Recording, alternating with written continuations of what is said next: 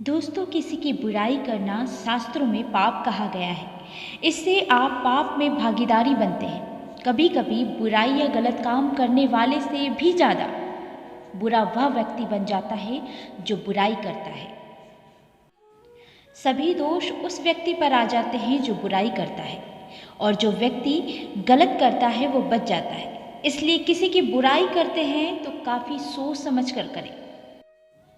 दोस्तों, एक मक्खी शरीर के किसी भी अंग पर नहीं बैठेगी, वह किसी घाव या जहाँ पर गंदगी हो वहीं बैठेगी। उसी प्रकार बुरे लोग किसी भी मनुष्य की सभी अच्छाइयों को छोड़कर सिर्फ और सिर्फ बुरी चीज़ों को देखता है। आजकल बुराई करना एक आम धारणा सी बन गई है। हर किसी की जुबान पर बुराई ही भरी रहती है। अच्छी चीज़ को पहचानना इतना मुश्किल हो गया है। इसके विपरीत बुरी आदतों को सीखना, उन्हें ग्रहण करना बहुत ही आसान हो गया है। दोस्तों, एक बड़ा ही प्रतापी राजा था। उन्हें ब्राह्मणों को भोजन कराने में बहुत आनंद आता था। वह प्रत्येक दिन 100 ब्राह्मणों को भोजन कराने के बाद ही स्वयं भोजन करता था। एक बार की बात है, राजा 100 ब्राह्मणों के भोजन की व्यवस्था कर रहे थे। भोजन बनकर तैयार था कि आकाश से अचानक एक चील पक्षी एक नाग सांप को पकड़ के उड़ रहा था। नाग सांप अपनी जान बचाने के लिए तड़प रहा था। तभी उसके मुंह से जहर निकला और वह जहर ऊपर से गिरा और सीधे राजा द्वारा बनाए गए भोजन में गिर गया। किसी ने भी यह नहीं देखा कि भोजन में जहर गिर गया है। भोजन करने के उपरांत सभी ब्राह्मणों की मृत्यु हो गई।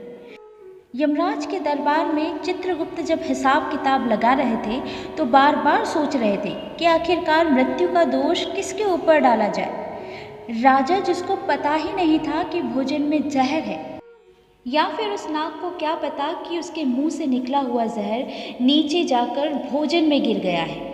वह तो सिर्फ अपनी जान बचा रहा था, और चील पंछी को दोष नहीं दिया जा सकता क्योंकि वो अपना भोजन लेकर वहाँ से जा रहा था। और ब्राह्मणों की तो मृत्यु हो गई, तो उनको दोष कैसे दिया जा सकता है। चित्रगुप्त को यह समझ में नहीं आ रहा था कि यह सब ब्राह्मणों की मृत्यु का दोष आखिरकार किस पर डाला जाए। 2 दिन बाद जब राजा अपने राज्य का भ्रमण करने के लिए निकले, तभी एक महिला बोल दी कि वह देखो, इस राजा ने 100 ब्राह्मणों की हत्या कर दी। चित्रगुप्त के पास जब ये सूचना गई तो उन्होंने महिला के ऊपर 100 ब्राह्मणों की हत्या का पाप डाल दिया। चित्रगुप्त के अनुसार हत्या का दोषी वो महिला है, क्योंकि उसने निर्दोष राजा की बुराई की है। दोस्तों, इसी प्रकार आप समझ गए होंगे कि बुराई करने वाला ही सबसे बड़ा दोषी बन जाता है। इसलिए बुराई करते समय काफ़ी सोच समझकर किसी की बुराई करें। दोस्तों, सवाल तो ये है कि आखिर बुराई करता कौन है। आपकी बुराई 3 प्रकार के लोग करते हैं। पहले वो लोग जिसे आपकी सफलता देखी नहीं जाती, और दूसरे वो लोग जो आपकी तरह काम तो करना चाहते हैं लेकिन कर नहीं पाते, और तीसरे वो लोग हैं जो आपके सामने हार नहीं सकते, इसलिए पीठ पीछे बुराई करके आपको बदनाम करना चाहते हैं। दोस्तों, आपके मन में एक सवाल होगा कि अगर कोई हमारी बुराई करे तो हमें क्या करना चाहिए। जवाब बिल्कुल सीधा है कि आप उसके विरुद्ध कुछ भी ना बोलें, क्योंकि कोई व्यक्ति जब दूसरों की बुराई करता है तब वो खुद अपना चरित्र स्पष्ट कर देता है। सबकी नज़रों में वो गिर जाता है। ऐसे लोग आपका कुछ नहीं बिगाड़ सकते।